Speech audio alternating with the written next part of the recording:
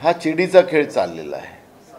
केंद्राचं सरकार जे आहे हे घाबरलेलं सरकार आहे आणि ज्या पद्धतीने चिडीचा डाव आपल्या मराठीत म्हटला जातो तो खेळण्याचं एक दुःशासन केंद्रातलं भाजपचं सरकार करते आहे। लोकांना दहशत निर्माण करणं म्हणजे यांचं तर मर्यादा हे फार ओलांडलेत। बीजेपीचा ग्राफ घसरती आहे असं पाहून महाराष्ट्र प्रदेश भाजपचा अध्यक्ष तर जनतेवर ईडी लावायची भूमिका घेतो आहे, तर राजकीय विरोधकांना तर ते ईडी लावणारच आहे। त्यामुळे जप्ती, दहशत आणि मग तिथून ब्लॅकमेलिंग करून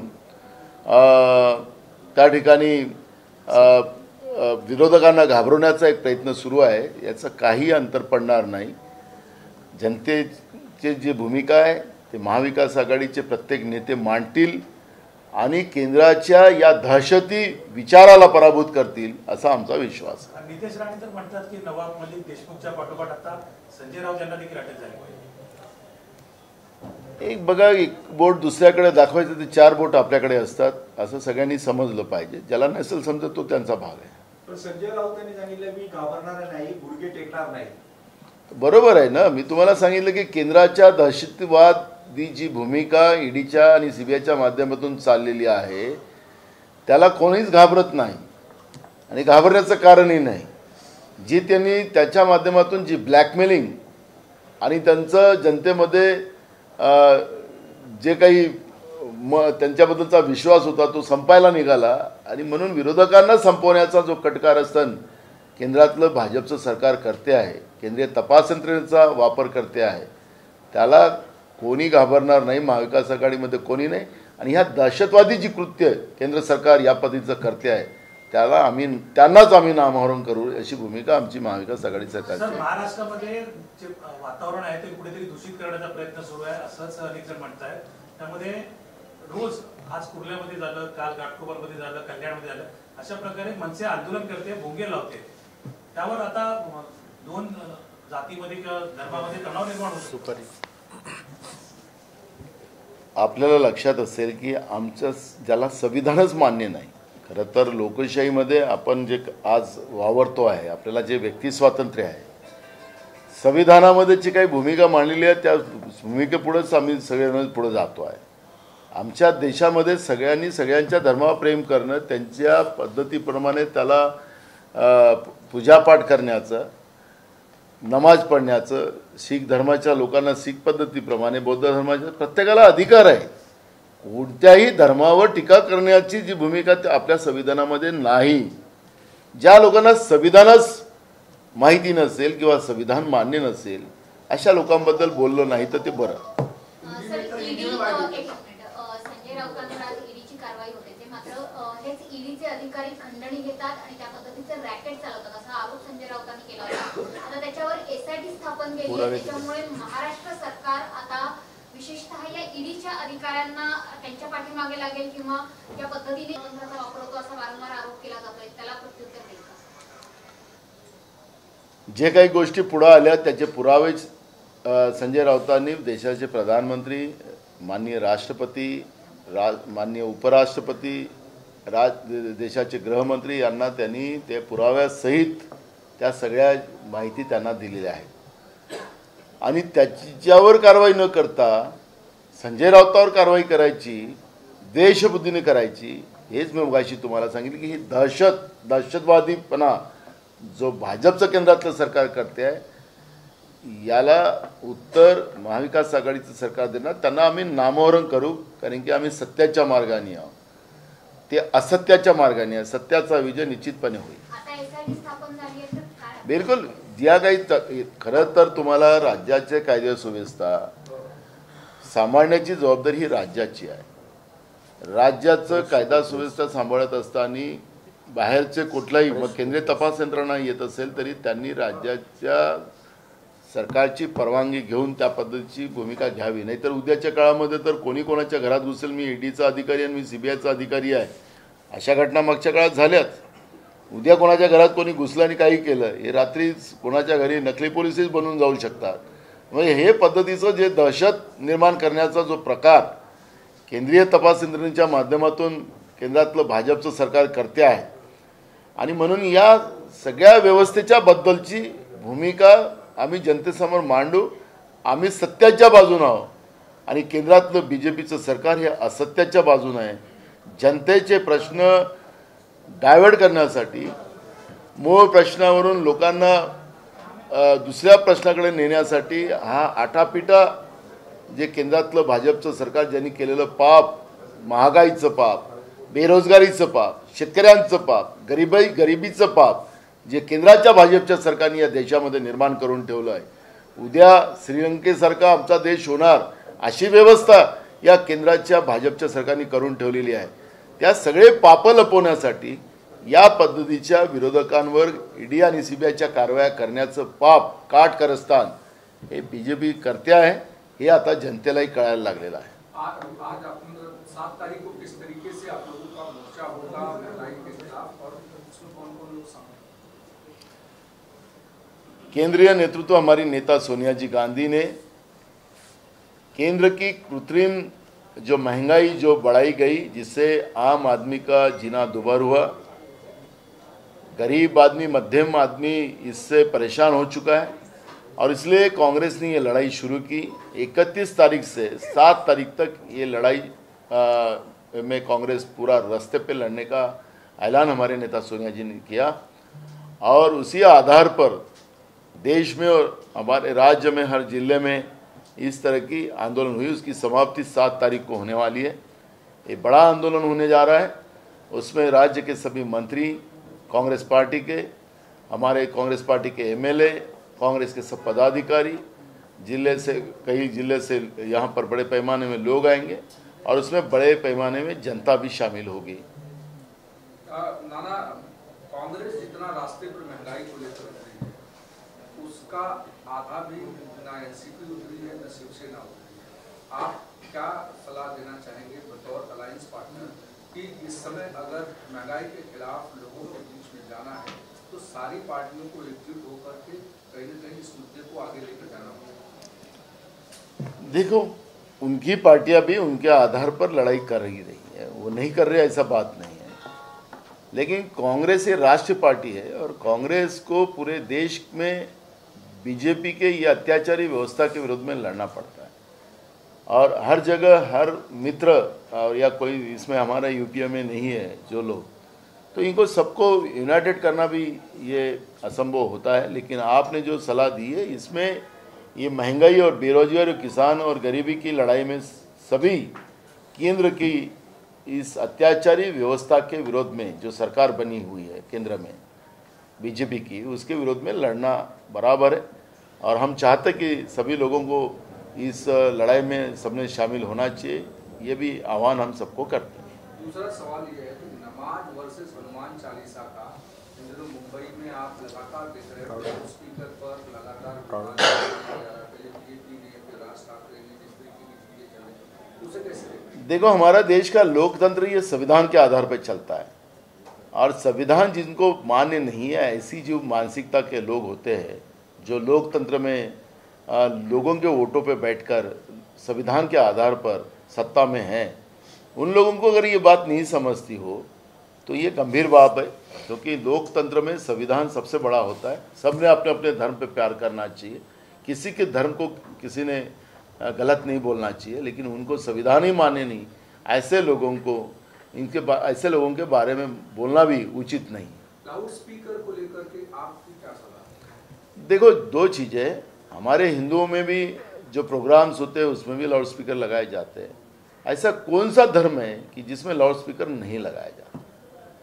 और ये मूल इशू को डाइवर्ट करने के लिए जो केंद्र की BJP की सरकार ने गए 8 साल में देश की जो तबाही की है, ये तबाही को छुपाने के लिए धर्म को आपस में आपसी मतभेद निर्माण कर अपनी जो गलतियां हुई और जो देश को बर्बाद करने की उन लोगों ने व्यवस्था बना के रखी है, वो छुपाने की कोशिश, लोगों को डाइवर्ट करने की कोशिश इस माध्यम से की जा रही है.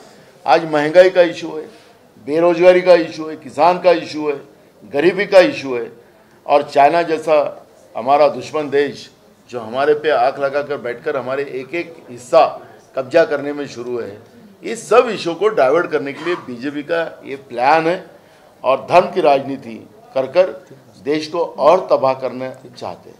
ईडी की जो कार्रवाई आज संजय राउत पर हुई है, कुछ दिन पहले सभी सूत्रों पर जिस तरीके से ट्वीट पर हुई है और तमाम सारे आज की कार्रवाई को कैसे देखते हैं? देखो, ये जो डरते हैं वो इस तरह की राजनीति करते हैं।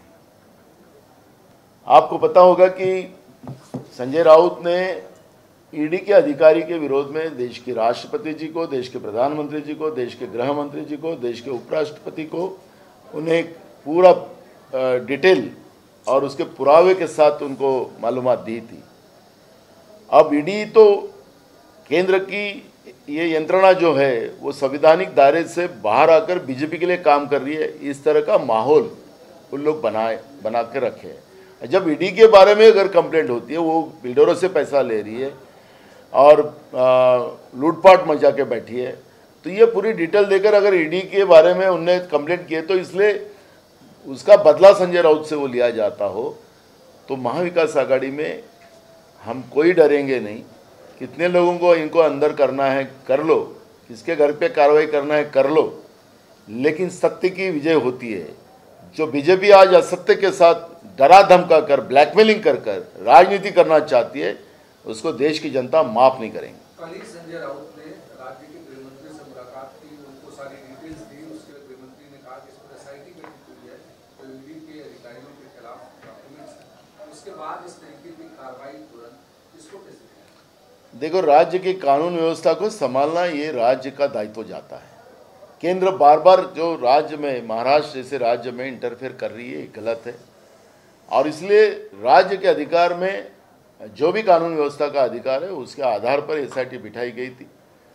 राज्य की जनता को अगर ईडी के माध्यम से केंद्र की सरकार लूट रही है तो राज्य ने उसमें हस्तक्षेप करना स्वाभाविक है। जो एसआईटी बनी थी, एसआईटी के आधार पर चौकसी होगी और जो बात सामने आएंगी उसका जो गलती करेगा उसको भुगतना ही पड़ेगा। आज आपके बहुत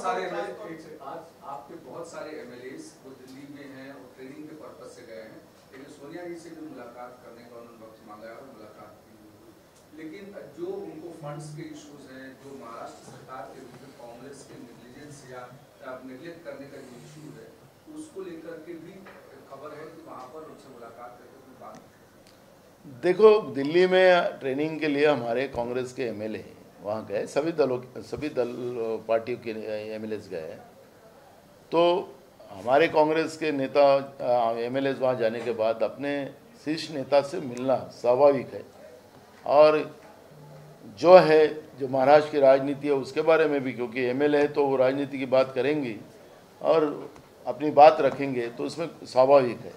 लेकिन मुझे ये नहीं समझ में आता कि केंद्र की सरकार में भी उनके ही मंत्रियों ने अभी कहना चालू कर दिया कि मोदी अगर ये देश के लिए ज़्यादा दिन प्रधानमंत्री रहे तो देश तबाह हो जाएगा। उनमें भी आपस में लड़ाई शुरू हुई है। वो कल ही छोटे मोटे पेपर में इस बातें का अवलोकन है, लेकिन अभी भी मीडिया में जिस तरह से इस बात को आना चाहिए था वो क्यों नहीं आ रहा, यह भी आज सवाल जनता पूछ रही है। किसी दल का अगर होता है तो इसमें चर्चा का विषय बनता है, लेकिन बीजेपी में जब यह सब बातें चालू हो गई, इसकी चर्चा माध्यम में क्यों नहीं हो रही है, यह भी सवाल कांग्रेस की तरफ से और जनता की तरफ से हम पूछना चाहते हैं। बिल्कुल है, जो महाराष्ट्र के एमएलए पूरे पार्टी के एमएलए जब दिल्ली पहुँचे हैं तो वो महाराष्ट्र के नेता हैं, तो उन्हें सभी एमएलएस को वहाँ पे बुलाया है, तो स्वाभाविक है। तो दिल्ली में नेताओं ने स्वागत करना। नाना, आप लगातार पिछले एक महीने में 2 ट्वीट किए। पहला ट्वीट क्या है कि आपने राज्य में मुख्यमंत्री 24 में कांग्रेस का होगा और कांग्रेस की सबसे बड़ी पार्टी है। उसके बाद दोबारा भी ट्वीट किया है आपने कि प्रधानमंत्री राहुल गांधी को 24 में। ये दोनों ट्वीट का आप किस परिप्रेक्ष्य में देखा जाए और क्या कांग्रेस महाराष्ट्र में अलायंस पार्टनर्स के साथ अलग हटकर चुनाव लड़ेगी क्या? क्योंकि चौथे नंबर, तीसरे नंबर की पार्टी होने के कारण जो सीट का बंटवारा होगा वो उसी आधार पर होगा। देखो, चुनाव का जो बंटवारे का बात है वो हाईकमांड डिसीजन लेगा। मैं आपको बताना चाहता हूं कि जो डिजिटल मेंबरशिप आज हमारी शुरू की है हमारी नेता सोनिया जी गांधी ने, उसमें बड़ा प्रतिशत जनता का हमारे को मिल रहा है। बीजेपी ने जो मेंबरशिप की थी वो मिस कॉल वाली की थी, यानी हर बार झूठ, वो कोशिश उनने की थी। कांग्रेस की तरफ बड़े पैमाने में लोगों का झुकाव नज़र आ रहा है और जिस तरह से केंद्र की सरकार ने गए 8 साल में देश में तबाही मचा के रखी है, उसका भी लोगों में विरोध है और देश को सिर्फ कांग्रेस ही आगे ले जा सकती है, ये जनता का विश्वास है। मैं कोई भविष्य वाला नहीं हूँ किसी की तरह, मैं जनता की मन की बात समझता हूँ, मैं अपने मन की बात नहीं समझता हूँ, मैं अपने मन की नहीं जनता के मन की बात बताता हूँ। और जनता की मन की बात यही है कि 2024 में लोगों को चेंज चाहिए और कांग्रेस ही उसके लिए पर्याय है और उसी आधार पर हमने बोला है। कहा महाराष्ट्र में भी मैंने कहा ना, देश में भी बदलाव है।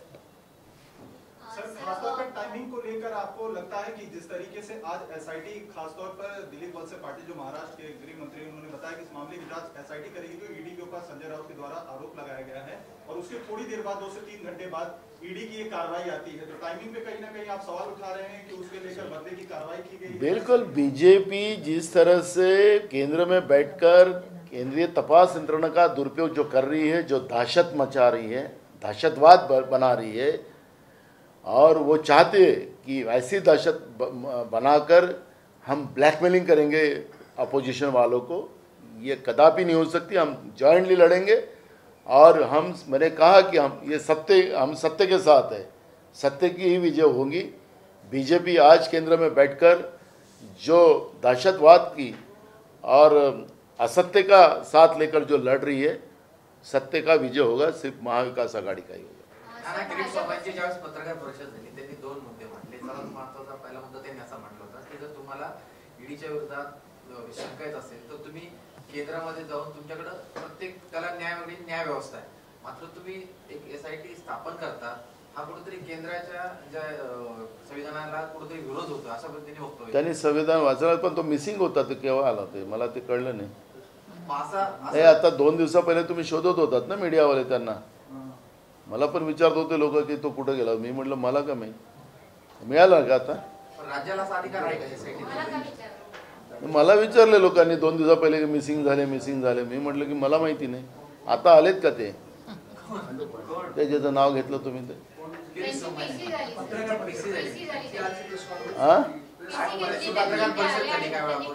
तर मला माहिती आहे, तुम्ही आम्हाला विचारत होता ज्याचं नाव तुम्ही घेतलात तो मिसिंग झाला हे कुठं आता कोण बोलतोय? तोच बोलतोय की कोणी दुसरा आलाय त्याच्या जागी? मग माहित नाही मला, तर ते मिसिंग माणसाच्या बद्दलचे प्रश्न का विचारता आम्हाला? सर, भाजपचे माजी कृषी मंत्री अनिल बोंडे यांना अमरावतीच्या न्यायालयाने दंड दिला, त्यांना नायब तहसीलदार मारहाण प्रकरणी 3 महिन्यांचा कारावास आणि 20,000चा दंड ठोठावला। त्यांनी चूक केली त्याच्यामुळे होणारच ना। गृहमंत्र्यांबद्दल शिवसेनेच्या गोटात नाराजी आहे, देखील सकाळी नाराजी उघड करत आहे। अस्लम शेख, वर्षा गायकवाड यांच्या बाबतीत गुन्हा दाखल झाला, या संदर्भाने इथून पुढची चर्चा काही होणार आहे का? काही अंतर्गत बिलकुल होईल। आता मला ते अंतर्गत फेरबदलाचा इश्यू हायकमांडचा असतो, पण या विषयावर चर्चा होणारच। गृहमंत्री पद बदलायचं झालं तर ते कुठल्या पक्षाला जावं ते हायकमांडचे डिसिजन आहेत। शरद पवारजी असतील, सोनियाजी असतील, उद्धवजी असतील, हे बसून त्याच्यामध्ये निर्णय करतील, ते आमच्या अधिकारातलं नाही। सोशल मीडियावर एक पोस्ट व्हायरल होते अशी की महाराष्ट्रातच फक्त बोगद्यांमुळे ध्वनी प्रदूषण होतं का, बाकीच्या राज्यांमध्ये होत नाही? मी तुम्हाला सांगितलं की कुठल्या राज्यात काय होतं, मी राज्यातलं सांगतोय की संविधानिक व्यवस्थेमधली जी भूमिका तुम्हाला सांगितली, हिंदूमध्ये पण माईक लावून धार्मिक कार्यक्रम घेतले जातात, हा मुद्दा नाही ना। मूळ मुद्द्याला बीजेपी डायव्हर्ट करायसाठी BC सगळ्या कंपन्या आणून, पहिले एक D कंपनी चालायची, आता बीजेपी BC चालवतो।